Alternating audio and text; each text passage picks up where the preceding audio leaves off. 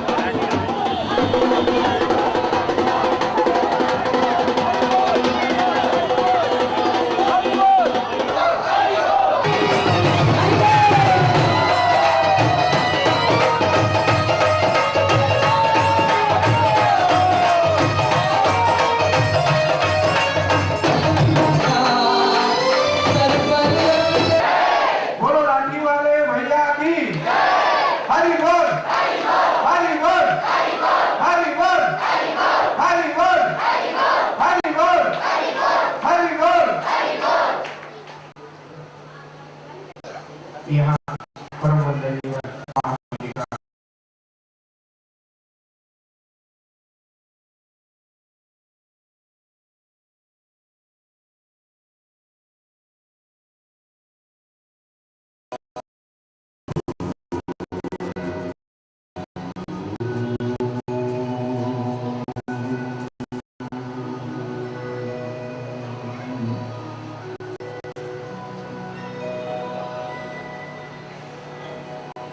सर्वे भवन्तु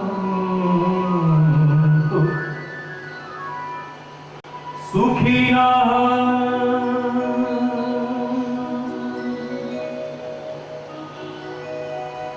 सर्वे सन्तु निरामयाः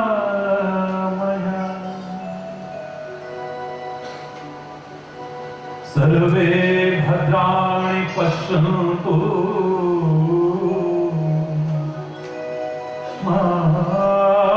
कस्य दुःखभाग् भवेत्। ॐ शान्ति शान्ति शान्ति।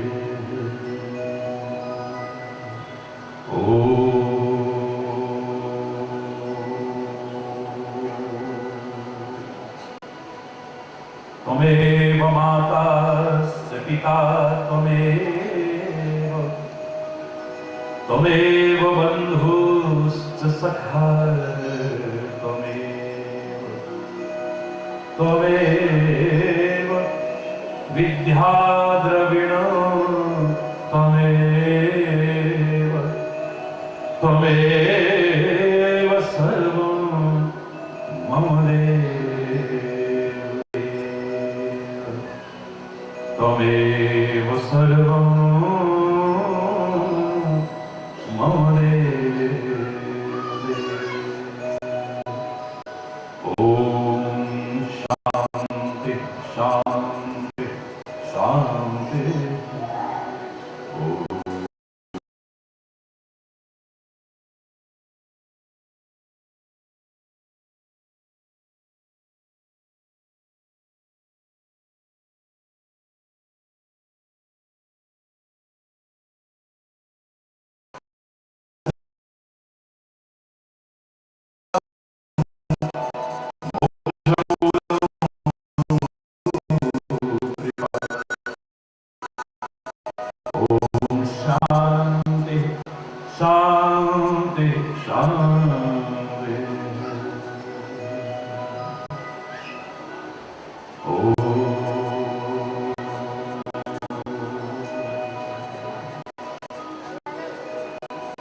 बेला अमृत भया आलसी सो रहा बन अभागा,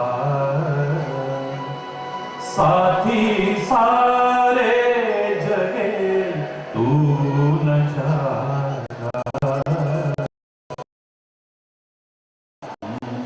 भया आलसी सो रहा बन अभागा,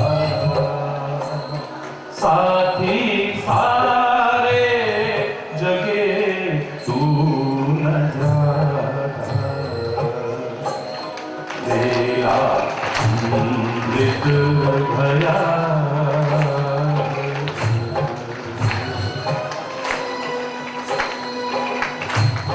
स्वर मिला के आपको भी आनंद आएगा।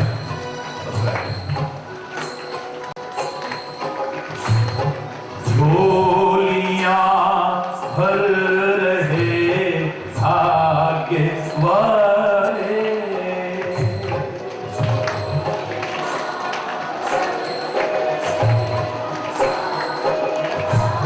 एक एक शब्द समझ करके बोलिए, कोई आवश्यक नहीं आप ताली बजाएं, शांत होकर बैठे। ओ झोलियां भर रहे भाग्य वाले,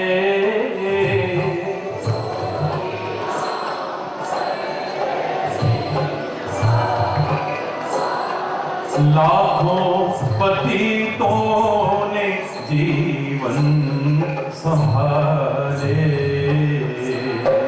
लाखों पतितों ने जीवन संभाले। उपरंत राजा बने भक्ति रस में अष्ट भागा, साथी सारे जगे तू न जागा। बेला अमृत भया आलसी सो रहा बन अभागा,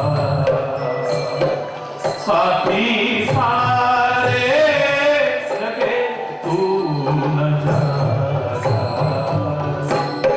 बेला अमृत भया।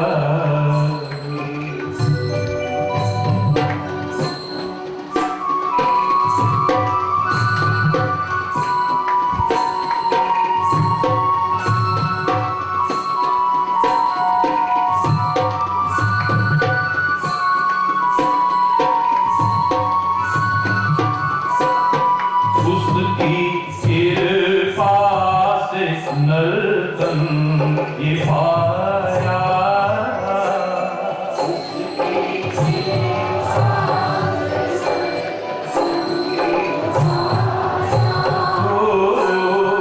उत्तम कर्मों से नर्तन ये पाया, उत्तम कर्मों से नर्तन ये पाया। आलसी बन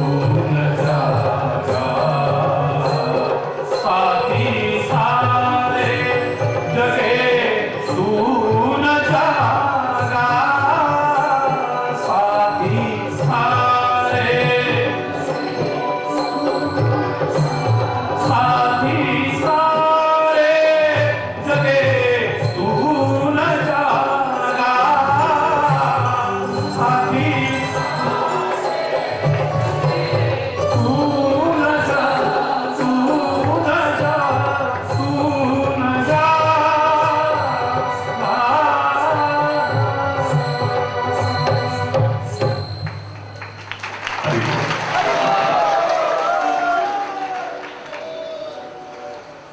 हरि बोल। सौभाग्यशाली हैं आप और हम सभी,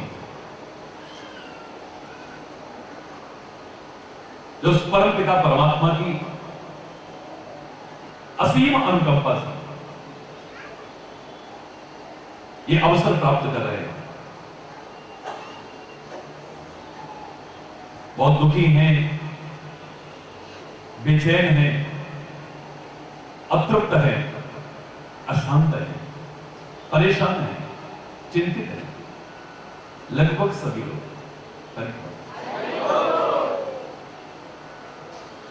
जो ऊपर से सुखी जैसे लगते हैं, उनको भी अगर टटोलने की कोशिश की जाए, कोई ना कोई दुख, कोई ना कोई परेशानी, कोई ना कोई उलझन, कोई ना कोई चिंता का विषय उनके सामने भी प्रकट होकर के आता है। नानक दुखिया सब संसार, गलत नहीं कहा, बस सो सुखिया जो नाम हरा। सब दुखी, विभिन्न प्रकार के कष्ट उठा रहे हैं सब लोग।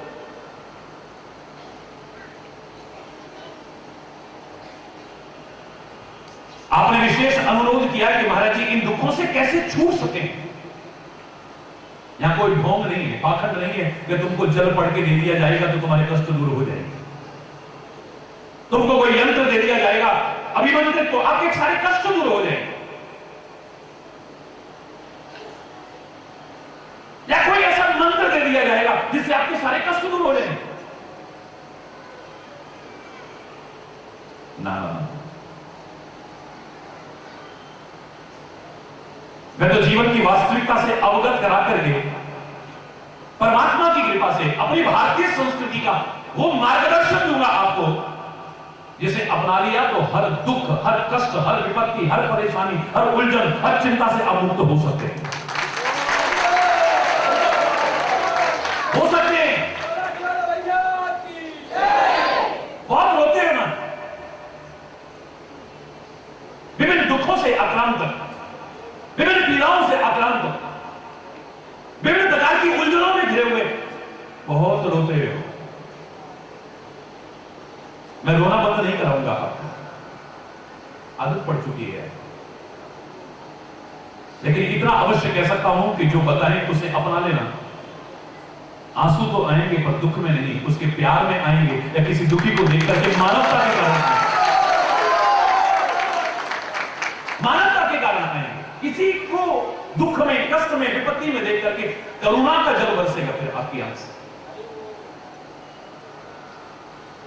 दुख क्यों उठाते हो?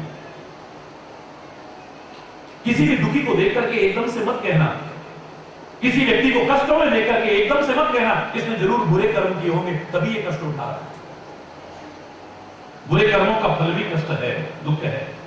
हरि बोलो, जोर से बोलो। कर्मों का फल भी कष्ट है, बिल्कुल सही। गलत कर्म करेंगे तो उसके बदले में हमें दुख उठाना पड़ेगा, कष्ट उठाने पड़ेंगे निस्संदेह। लेकिन किसी को दुखी देख करके, कष्टों में और विपत्ति में देख करके कभी निष्कर्ष मत निकालना, थोपना मत कि इसने जरूर बुरे कर्म ही किए हों। मैंने जब गहराई से देखा तो मुझे कष्ट उठाने वाले 3 प्रकार के लोग नजर आए। एक, अपने बुरे कर्मों से कष्ट उठाते हैं। हरि बोल।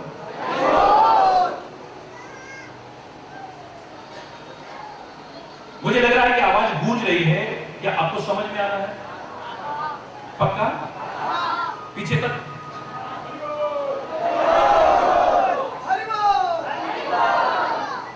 एक व्यक्ति ऐसा है जो बुरे कर्मों के कारण कष्ट उठा रहा है, क्योंकि हमें अपने कर्मों का फल अवश्य भोगना पड़ता है, चाहे अच्छे हों या बुरे हों, अब के हों या पहले के हों, जानबूझ के करें या अनजाने में हो जाए।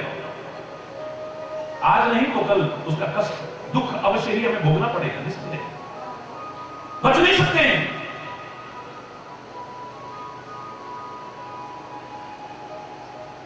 लेकिन एक व्यक्ति बुरे कर्मों के कारण कष्ट नहीं उठा रहा है। किसी को सुख पहुंच जाए, बदले में मुझे चाहे कष्ट मिल जाए, वो रात दिन कष्ट उठाने को तैयार है। मेरे देश के वीर अमर शहीदों ने कष्ट उठाए, उनको कोड़े पड़ते थे, काले पानी की सजा होती थी, कारागृहों में पड़े रहते थे, यातनाएं झेलते थे, फांसी की सजा होती थी बुरे कर्मों से। महावीर स्वामी ने कष्ट उठाए हैं, महात्मा बुद्ध ने कष्ट उठाए हैं, भगवान श्री राम ने कष्ट उठाए हैं, भगवान श्री कृष्ण ने कष्ट उठाए हैं, लेकिन वो आदि शंकराचार्य ने कष्ट उठाए, बड़े बड़े भक्तों ने, बड़े बड़े संतों ने कष्ट उठाए हैं, गुरु गोविंद सिंह जी महाराज ने कष्ट उठाए हैं, गुरु नानक देव ने कष्ट उठाए, गुरु अर्जुन देव, गुरु तेग बहादुर, बड़े बड़े महापुरुषों ने कष्ट उठाए। लेकिन बुरे कर्मों से नहीं, तुमको सुख मिल जाए, बदले में हमें दुख मिल जाए, साहस उठाने को तैयार। एक व्यक्ति अपने बुरे कर्मों से कष्ट उठाता है, एक व्यक्ति दूसरे को सुख पहुंचाने के लिए, बोलो ना, कष्ट उठाता है। और तीसरा व्यक्ति भी मैंने देखा है जो कुछ बनने के लिए कष्ट उठाता है, कुछ पाने के लिए कष्ट उठाता है। अपने बच्चों से क्या कहते हो, बेटा आज अगर कष्ट भी उठा लोगे ना, कल को ऐश करोगे, और आज मस्ती करोगे तो कल को भी हरि बोल कहते हो ना। रात दिन कष्ट उठाते, रात दिन। किसी शायर ने गलत नहीं कहा था, मिटा दे अपनी हस्ती को अगर कुछ मर्तबा चाहे कि दाना खाक में मिलकर गुले गुलजार होता है। मिटा दे अपनी हस्ती को, कष्ट पाके ही कुछ बनता है व्यक्ति। संगमरमर की खान से 2 पत्थर निकाले गए, एक दहलीज पर लगाया गया, उस पर लोग जूते उतार के आते हैं, चप्पल उतार के आते हैं, अपने पैरों से रोंगते हुए आते हैं। और उसी संगमरमर की खान से एक और पत्थर निकला जिसकी मूर्ति बनाई गई, बड़ी सुंदर प्रतिमा बनाई गई, उसकी पूजा हो रही है, उसके आगे लोग सर झुका रहे हैं। आखिर ऐसा क्यों? मूर्खतावश हम कहेंगे इसकी किस्मत ही ऐसी होगी, हम भाग्य को दोष देते हैं। नहीं, इस मूर्ति ने जितना छेनी और हथौड़ी की चोटें सहन की हैं, इतना दहलीज के पत्थर ने नहीं उठाई। जितना कष्ट इसने उठाया है, जितना कष्ट इसने उठाया है, उसने नहीं उठाया है। कष्ट पाकर के कुछ बनता है। क्या निष्कर्ष निकला? एक व्यक्ति अपने बुरे कर्मों से कष्ट उठाता है, दुख उठाता है, आज नहीं तो कल, कल नहीं तो परसों। कुल्हाड़ी काटती है, टुकड़े टुकड़े करती है, चंदन को भी नहीं छोड़ती।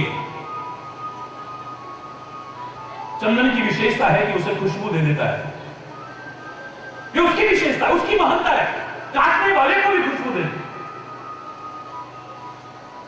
जैसे संतों की महानता है, जो बुरा करे उसका भी भला चाहते हैं, जो भला करे उसका भी भला चाहते हैं, जो बुरा चाहे उसका भी भला चाहते हैं। कबीरा खड़ा बाजार में सबकी मांगे खैर, ना काहूस को दोस्ती, ना काहूस को गए, सबका भला चाहते हैं। वहां अगर सूली पर भी लटकाया जाता है, वहां पर भी वो कह रहा है कि ये अज्ञानी लोग नहीं जानते कि क्या कर रहे हैं, परमात्मा इन्हें माफ कर रहा है, इन्हें माफ कर रहा है। ये संत की महानता है, संत की विशेषता है। चंदन की विशेषता है, काटने वाली कुल्हाड़ी को भी खुशबू देती है, सुगंध देती है। लेकिन ये मत सोचना कि काटने का उसे फल नहीं भोगना पड़ेगा, टुकड़े टुकड़े कर रही है तो फल नहीं भोगना पड़ेगा। काटते काटते उस कुल्हाड़ी का नुकीलापन खत्म हो जाता है, और जब नुकीलापन खत्म हो जाता है तो काटने के लायक नहीं रहती। फिर उस कुल्हाड़ी को ले जाते हैं लोहार के पास, लोहार की भट्टी में डालते हैं, तपाते हैं, उसे लाल कर देते हैं, और उसके बाद निकाल करके चैन नहीं पड़ रहा, घन और हथौड़े की चोटें मारते हैं। कर्मों का फल तो एक दिन अवश्य भोगना पड़ेगा। कष्ट ही पाने का शौक है तो उन वीर अमर शहीदों की तरह कष्ट उठाओ ना, उन संतों महापुरुषों अवतारों की तरह कष्ट उठाओ ना। क्यों अपने बुरे कर्मों के कारण दुखी होते हो, क्यों कष्ट उठाते हो? लेकिन हो कई कर्म ऐसे हैं हमें नहीं पता है, हमसे हो गए, अनजाने में हो गए हमसे, और अनजाने में किए बुरे कर्मों से भी हम बच नहीं सकते। जहर को जानबूझ के पिए तभी नहीं मरते हैं, अनजाने में पी जाएंगे तब भी, बोलो ना, तभी मरेंगे। आपको जानबूझ के छुएंगे तो कभी नहीं जलेंगे, अनजाने में छू जाए तभी जलेंगे। गुलाब के बगीचे के आगे से जानबूझ के निकले तभी सुगंधी नहीं आएगी, अनजाने में निकल जाएंगे तभी आएगी। गंदगी के ढेर के आगे से निकलेंगे अगर जानबूझ के तभी बदबू नहीं आएगी, अनजाने में निकल जाओ तभी दुर्गंध आती है। जानबूझ के हो या अनजाने में हमें अपने कर्मों का फल अवश्य भोगना पड़ता है। पहले तो मैंने आपको 3 कैटेगरी बताई है। एक अपने कर्मों के कारण दुख उठाता है, एक किसी को सुख पहुंचाने के लिए कष्ट उठाता है, और एक कुछ बनने के लिए, कुछ पाने के लिए। एवरेस्ट की चोटी पर जब लोग चढ़ रहे थे, चाहे वो हिलेरी से लेकर के आज तक क्यों ना हो, क्या कष्ट नहीं उठाते? बोलो ना। कितनी दुर्गम चढ़ाई चढ़ते हैं, एक ऐसा बिंदु आता है वहां पहुंच करके तो सांस भी नहीं आता है, ऑक्सीजन मास्क लगा करके बढ़ना पड़ता है। कितना वजन लाद करके चल रहे हैं, घर का भोजन नहीं मिलता है, कब पहाड़ खिसक जाए, कब चट्टान खिसक जाए, कब आंधी आ जाए, कब तूफान आ जाए, कदम कदम पर जीवन पर मौत का साया मंडराता है। कितने कष्ट उठा रहे हैं बुरे कर्मों के कारण नहीं, कोई मुकाम हासिल करने के लिए, कोई कीर्तिमान स्थापित करने के लिए, कुछ बनने के लिए। वो जब एवरेस्ट की चोटी पर पहुंचा, हिमालय की चोटी पर पहुंचा, वहां जाकर के जब उसने झंडा गाड़ा, उसे अपने पैरों से रोला, उसे क्या मिला ये वही जान सकता है, तुम नहीं जान सकते।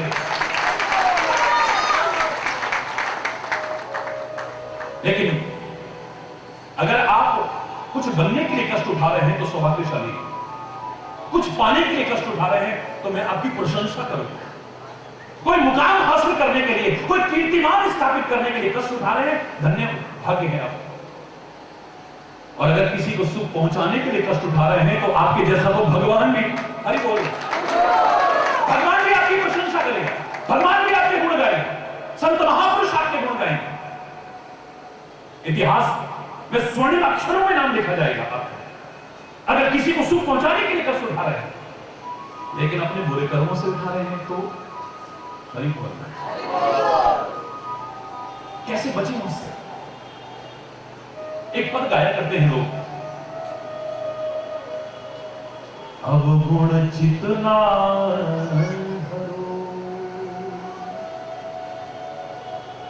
समदर्शी है नाम तिहारो, चाहो तो पार करो प्रभु मोरे अब गुण चितना धरो। आप बुरे कर्म करें, अपराध करें और फिर भगवान से कहें, हे भगवान जी हमारे अकाउंट में मत जोड़ना इसे, अवगुण चित्त में धरो, हमारे अवगुणों को अपने चित्त में धारण मत करिएगा। आपको बड़े हैं ना, क्षमा बड़न को चाहिए, छोटन को उत्पात। और ये बोल रहा एक परमात्मा हमारे अपराधों को गिनती में मत लेना, अपने चित्त में धारण मत करना। How it can be possible? वो हरी शैतान कह रहा है जो कहता है nothing is impossible in this world, exceptions are always there. अपवाद है, ये संभव नहीं हो सकता है। आप बुरे कर्म करेंगे तो फल भोगना पड़ेगा। भगवान क्यों नहीं अकाउंट में जोड़ेंगे आप? फिर क्यों कहा प्रभु मोरे अवगुण चित्त न धरो? पहले जो हो चुके हैं अब हमारे हाथ में नहीं, चाहे वो जानबूझ के हो गए थे अनजाने में, परमात्मा उनको तो क्षमा करना, कान पकड़ के क्षमा याचना करना, हृदय से क्षमा याचना करना। और आगे से जानबूझ के तो हम नहीं करेंगे, पर अनजाने में भी हमसे कोई बुरा कर्म न हो जाए, हमारे विवेक को जागृत रखिए, क्योंकि इसका फल हमें दुख भोगना पड़ेगा, उसका फल हमें कष्ट भोगना पड़ेगा, मुसीबतें आएंगी, परेशानियां आएंगी, उलझनें आएंगी। जानबूझ के तो हम न करें, पर अनजाने में भी हमसे ना हो जाए, हमारे विवेक को जागृत रखना। अभी बोल आपसे प्रार्थना कर रहे हैं, हृदय से प्रार्थना कर रहे हैं, परमात्मा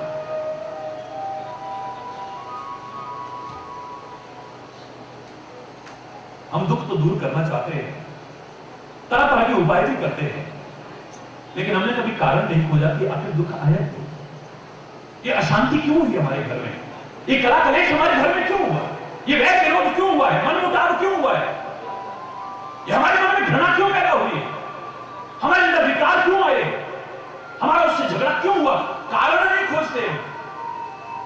दुनिया में हर बीमारी का इलाज है आज। आयुर्वेद के महत्व को तो नकार सकते ही नहीं, लेकिन वर्तमान आधुनिक चिकित्सा प्रणाली ने भी जो कुछ खोज करके हमको दिया है, मृत्यु दर में कितनी कमी आई है, हर बीमारी का इलाज करने की कोशिश की है। हां, इतना मैं मान सकता हूं कि आधुनिक चिकित्सा पद्धति में उपचार तो होता है, लेकिन जड़ से नहीं।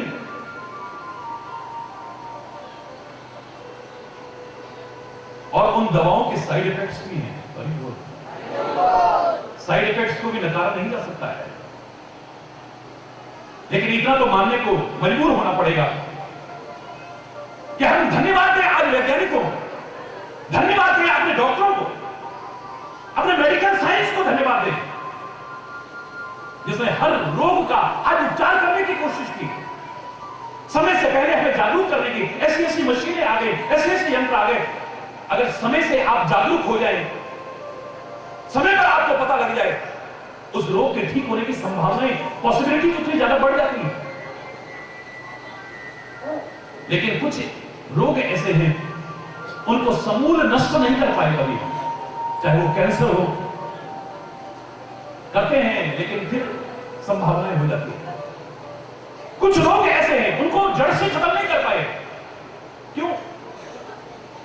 उनका उपाय करते हैं लेकिन उपचार पूरा क्यों नहीं हो पा रहा है? क्योंकि उसका हमें कारण नहीं मालूम।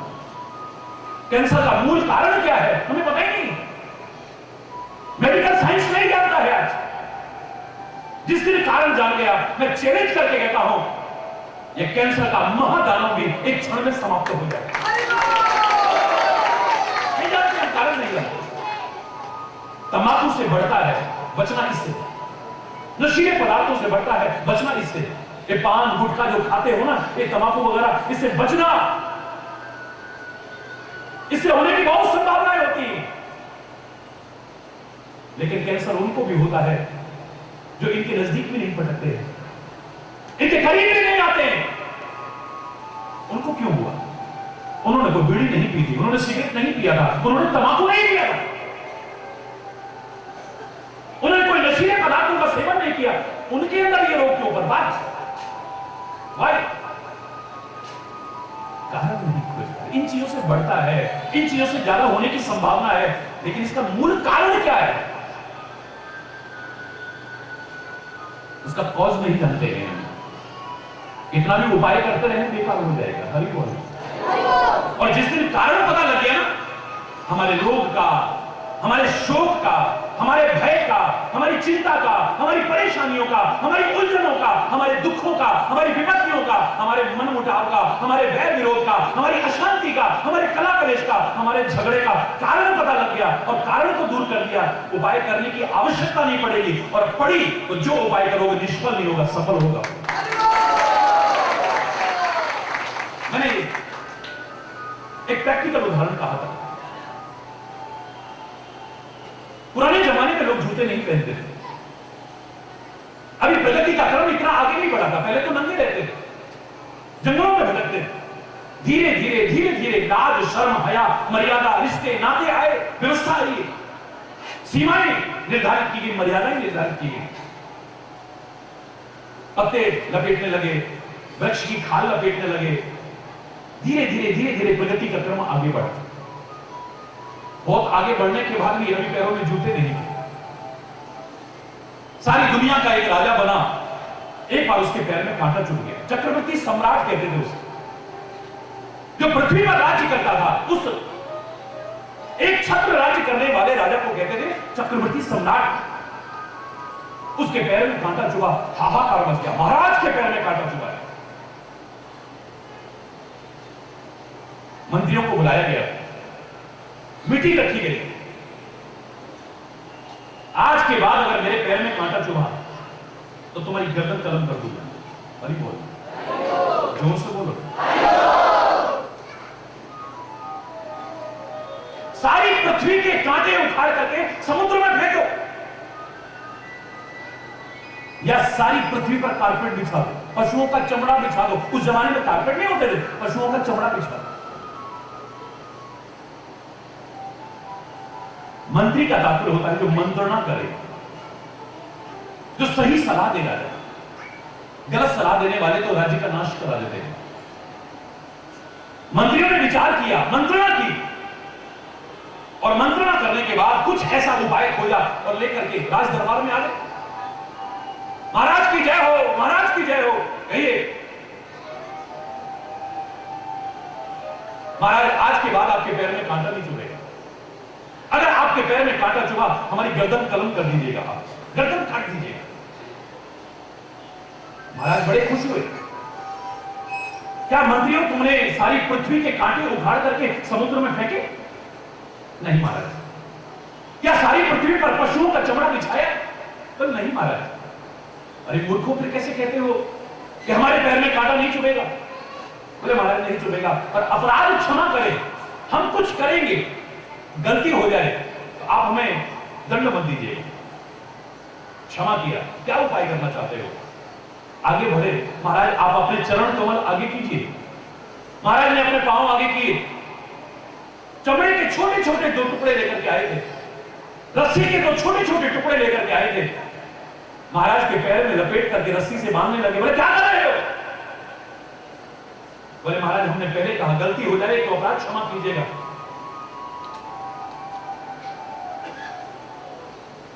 लेकिन आप नाराज मत होइए, हम जो उपाय कर रहे हैं आपके पैर में कभी कांटा नहीं चुभ सकता है।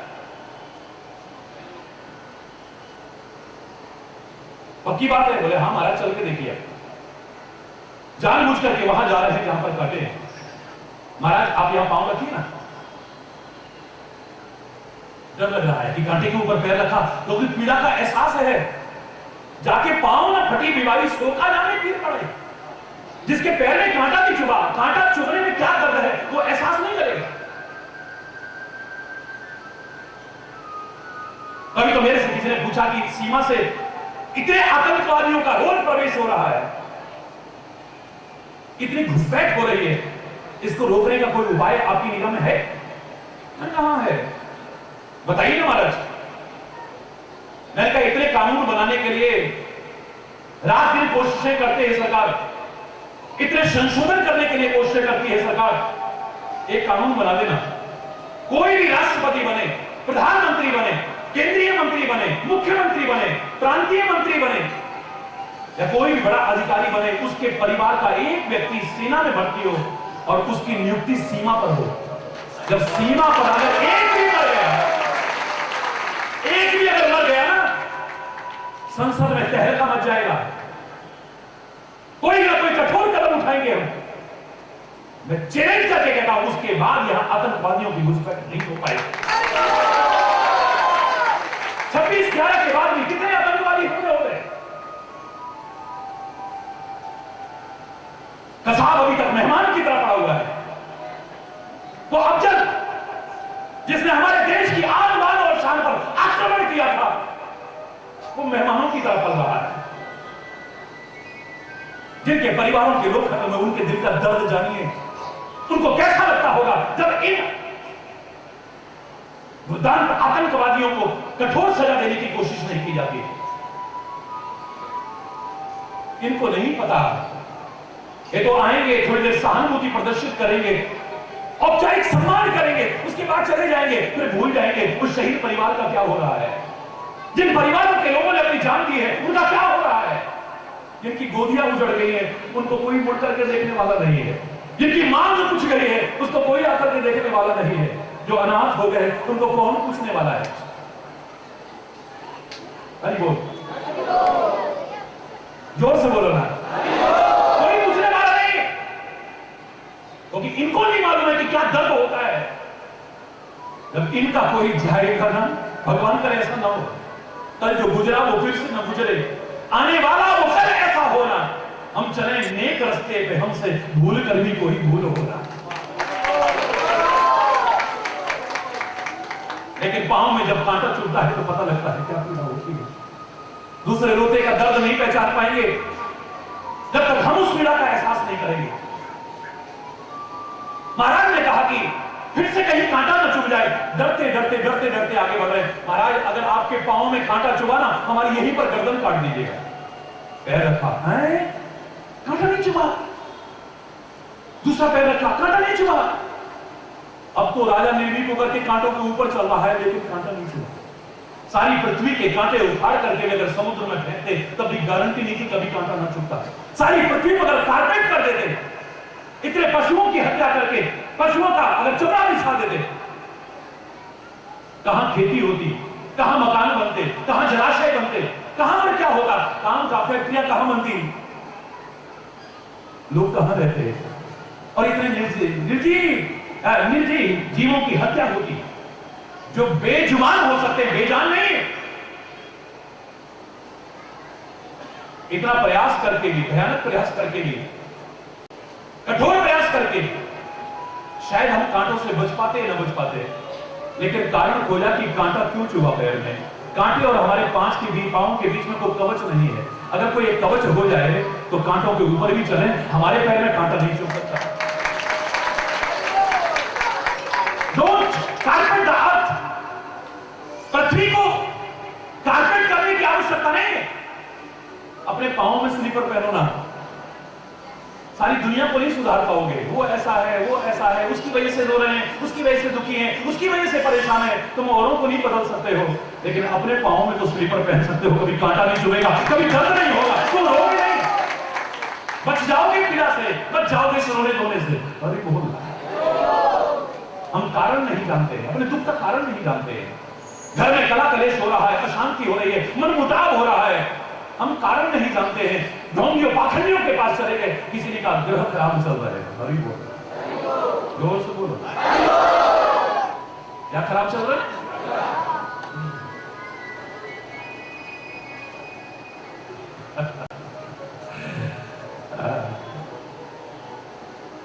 किसी ने कहा तुम्हारे पर किसी ने कुछ कर दिया है, किसी ने कहा कुछ खिला दिया है तुमको, और आगे बढ़ा के कह दिया कोई अपना ही है तुम्हारा। पहले ही प्यार आपस में नहीं करे, इसने तो नहीं किया, इसने तो नहीं किया, इसने तो नहीं किया, इसने सब पर शक कर रहे हैं। जो रहा सा प्यार था वो भी खत्म हो गया। इन ढोंगियों और पाखंडियों की चौखट पर नाक रगड़ करके हमने नुकसान के अलावा कुछ भी हासिल नहीं किया। कोई कहेगा तुम्हारे घर की खिड़कियां गलत हैं, तुम्हारे दरवाजे गलत हैं, तुम्हारा मंदिर गलत है, तुम्हारी रसोई गलत है, ये बदल दो, ये बदल दो, वो बदल दो। लेकिन जब तक अपने आप को नहीं बदलोगे कुछ बदलने वाला नहीं। अपने आप को बदलो। तुम्हारा स्वभाव गलत है, उसे बदलो। तुम्हारा आचरण गलत है, उसे बदलो। तुम्हारा खान पान गलत है, उसे बदलो। तुम्हारी संगति गलत है, उसे बदलो। तुम्हारे कर्म खराब हैं, उन्हें बदलो। अगर जो गलत है उसे बदलोगे ना, किस्मत बदलेगी नहीं, तुम्हारी समझ जाएगी। चैलेंज करके समझ जाएगी। लाख कोशिश करके जो नहीं कर पा रहे, कोई ढोंगियों पाखंडियों जाके वो बस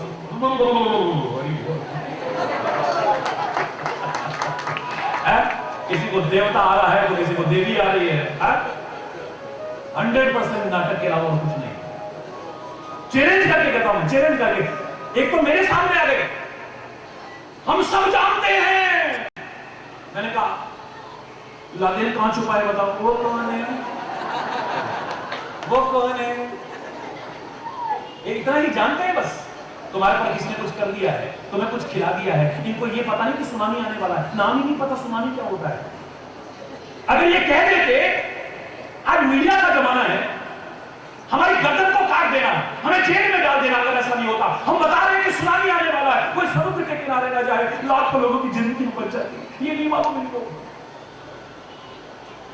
गुजरात में कोई बाहर मत, सब बाहर निकल जाना। रात को 26 जनवरी के दिन भूकंप आने वाला है, कोई घरों के अंदर मत रहना, लाखों लोगों की जिंदगी बच जाती। इस ट्रेन में मत बैठना, इसका एक्सीडेंट हो जाएगा। किसी ढोंगी पाखंडी को नहीं मालूम है वहां फ्लड आने वाला है, इनको नहीं मालूम है। तुम्हें कुछ कर दिया है, तुम्हें कुछ खिला दिया है, वो भी कोई अपना ही है। रहा सा प्यार भी खत्म है। जहां गलत है अपने आप को बदल लेना, समझ जाएगी तुम्हारी किस्मत। चैलेंज करके अपने आप को, दुनिया को मत बदलो। सारी सृष्टि को तो भगवान नहीं बदल पाए, तुम क्या बदलोगे? जिस परमात्मा ने सृष्टि बनाई है, इस सारी सृष्टि को वो भी नहीं बदल पाए।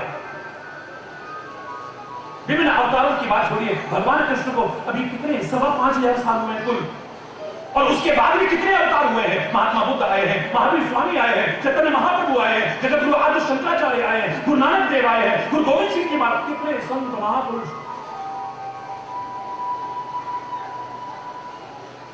और उनकी प्रतिज्ञा है यदा यदा ही धर्मस्य ग्लानिर्भवति भारत।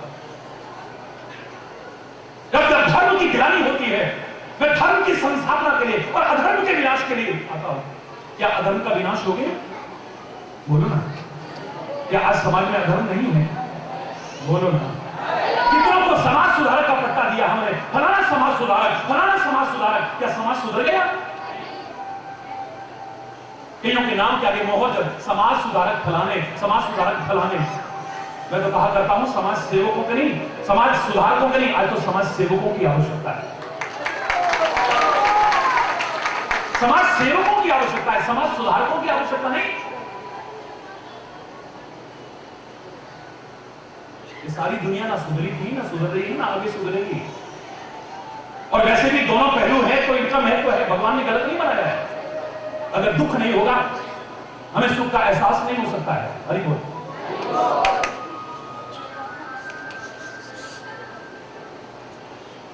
देखिए, मैं जान रहा हूं कि स्थान छोटा पड़ रहा है, लेकिन कृपया ये बात,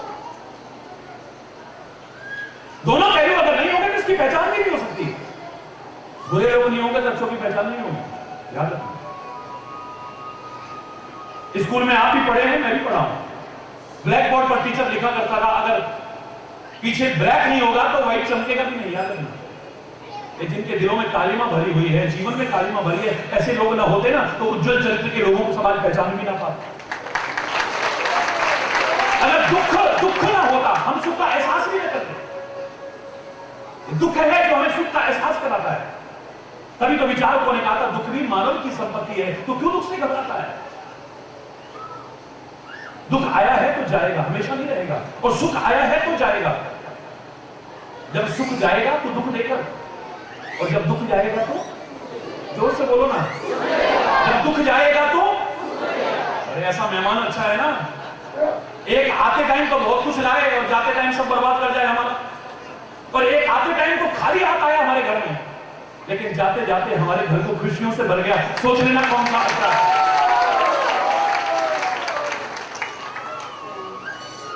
सुख आया है तो जाएगा, दुख आया है तो जाएगा।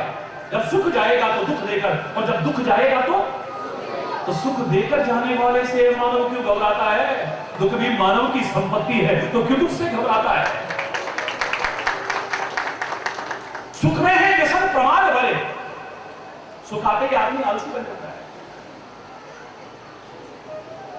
उसको भी भूल जाता है। हरि बोल, जोर से बोलो। सुख में है व्यसन प्रमाद भरे, दुख में पुरुषार्थ चमकता है। दुख की ज्वाला में पड़कर ही कुंदन सा तेज चमकता है। सुख में सब भूले रहते हैं, दुख सबकी याद दिलाता है। दुख भी मानव की संपत्ति है, तो क्यों दुख से घबरा? मैं ये कहकर के टाल नहीं रहा, आपको दुख में छोड़ूंगा नहीं, घबराना मत। लेकिन बता रहा हूं, एयर कंडीशन बंगले में क्या सुख है, उसमें रहते हो 24 घंटे 12 महीने, आपको नहीं पता चलेगा। आम के बगीचे में रहने का क्या सुख है, उस आम के बगीचे में रहने वाला कभी नहीं जान सकता है। उस सुख की अनुभूति कब होगी? जब तेज धूप में चल के आएंगे। जब तेज धूप में चल के आएंगे, एसी ना मिले, कूलर ना मिले, पंखा ना मिले, आम का पूरा बगीचा ना मिले, पेड़ की थोड़ी सी छाया,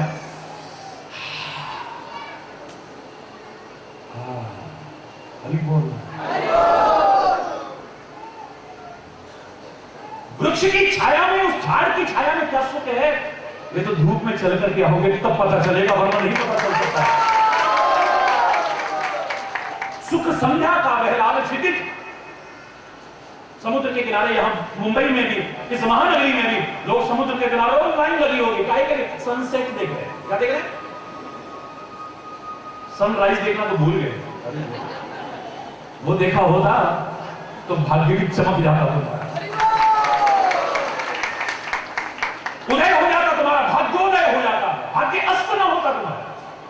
लेकिन बड़ा अच्छा लगता है सनसेट देखना भी। सनसेट पॉइंट बने हुए वहां से देखने में, चाहे पहाड़ों में चले जाओ, चाहे समुद्र के किनारे चले जाओ, कहीं भी चले जाओ, बड़ा अच्छा लगता है। लाल लाल बड़ा प्यारा प्यारा है। लेकिन इसके बाद अंधेरा आने वाला है, याद रखना। बहुत सुंदर है ये, तो सुख की तरह है जो जाने पर दुख का अंधेरा देने वाला है। सुख संध्या काल है लाल क्षितिज, जिसके पश्चात अंधेरा है। दुख प्रातः का छुटपुटा समय, जिसके पश्चात सवेरा है। दुख का अभ्यासी मानव ही सुख पर अधिकार जमाता है।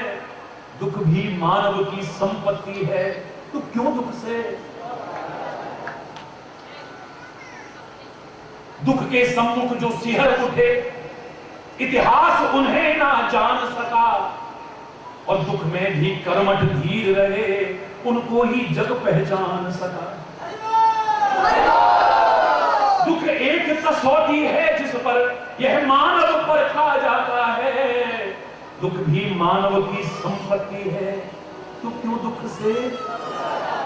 मैं नहीं कह रहा कि दुख में पड़े रहना, घबराना मत, ना ना ना, मैं ऐसा हौसला देने तो मैं नहीं आया हूं। मैं तो दुख की निवृत्ति का मार्ग बताने आया हूं।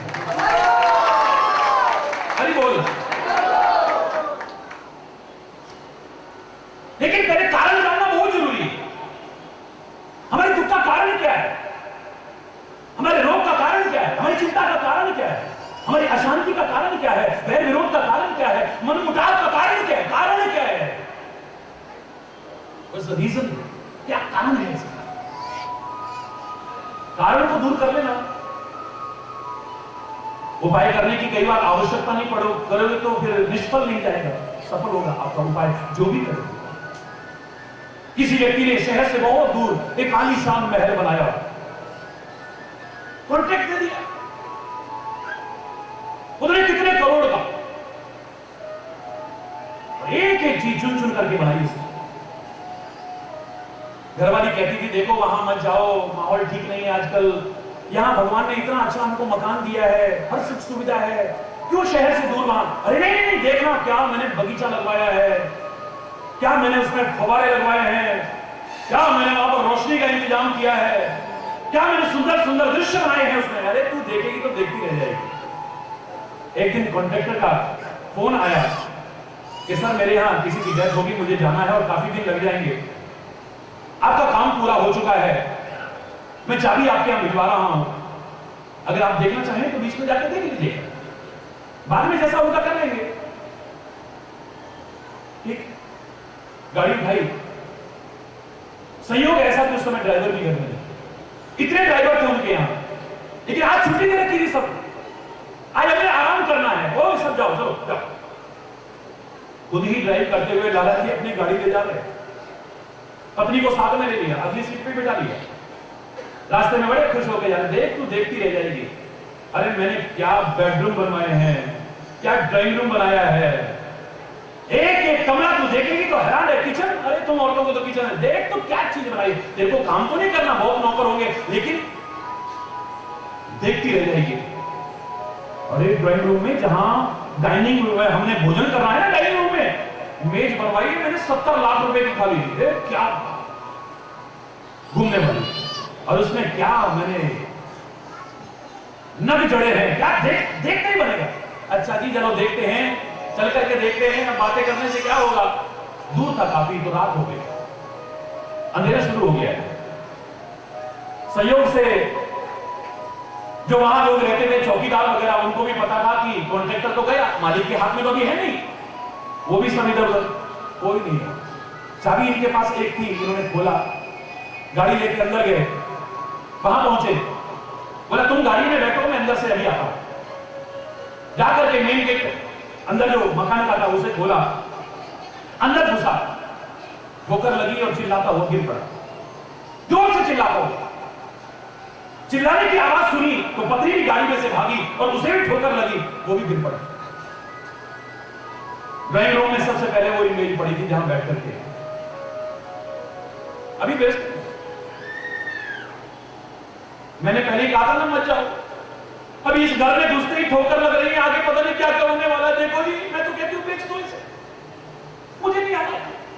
अरे जरूर इस घर में कुछ है, अभी तो घुस रहे हैं और ठोकर लग रही है।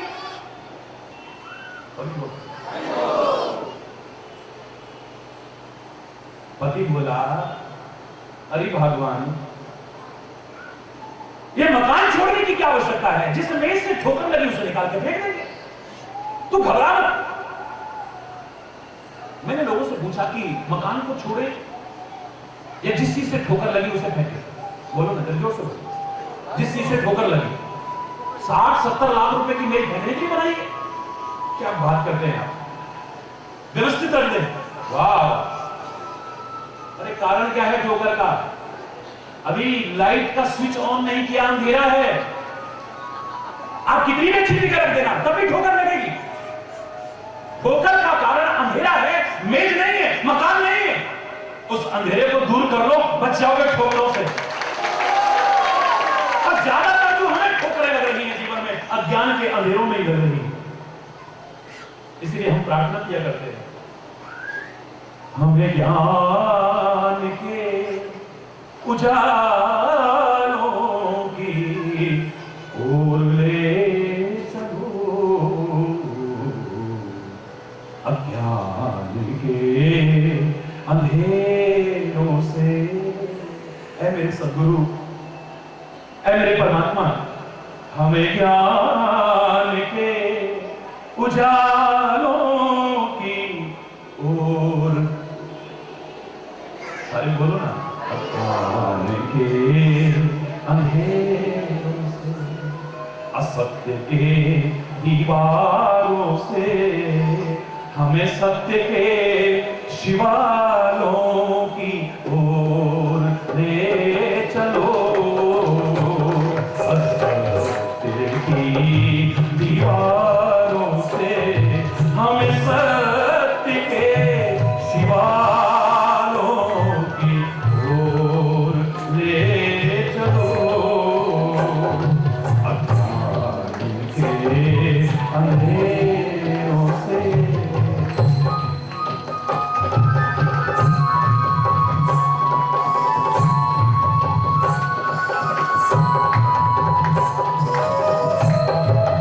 हरि बोल, जोर से बोलो ना।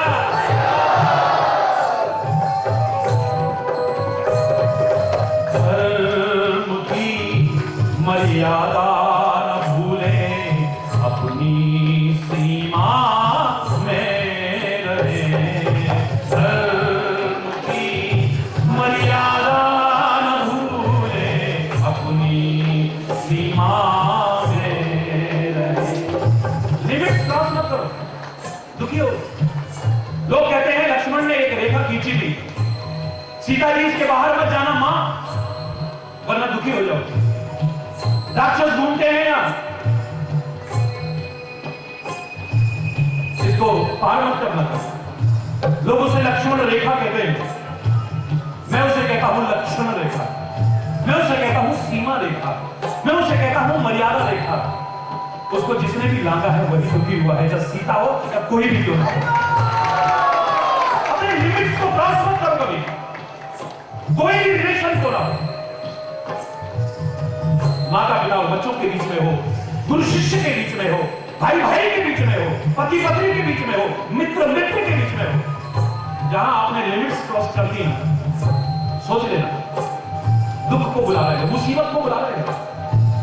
धर्म की मर्यादा न भूले, अपनी सीमा में रहे।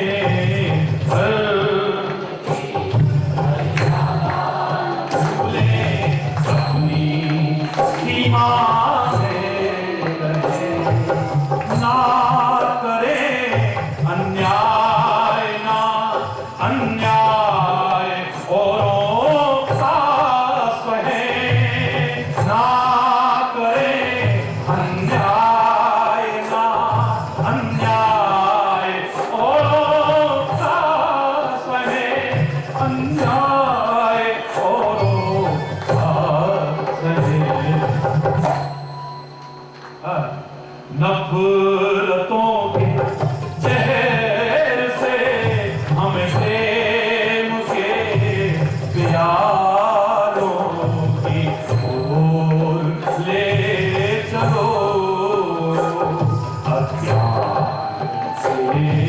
अंधेरों से हमें ज्ञान के उजालों की ओर ले चलो। ये अंधेरों से हटाने के, अंधेरों से हटाने के, अंधेरों। मैं पूरा नहीं सुना रहा। अज्ञान हमारे दुख का कारण नहीं है। पहले तो मुझे बताओ ना, दुख क्या है? क्या है दुख? हर कोई जिसको देखो, महाराज जी हम बड़े दुखी हैं, हमसे जैसा कोई दुखी हो ही नहीं सकता महाराज जी।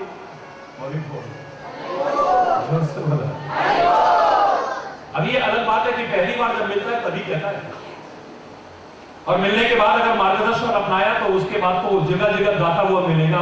टीवी पे शक्ल दिखाने के लिए नहीं, मेरा ये काम बन गया, मेरा ये काम बन गया, मेरा इतना वजन घट गया, अरे बोलना ऐसा कुछ नहीं है, जगह जगह गाता हुआ मिलेगा, मगन होकर के मिलेगा। मेरा ये दुख दूर हो गया, मेरा ये दुख दूर हो गया, मेरा ये अपने आप को परम सुखी है। एक नहीं करोड़ों करोड़ों लोग महाराज जी के संपर्क में है।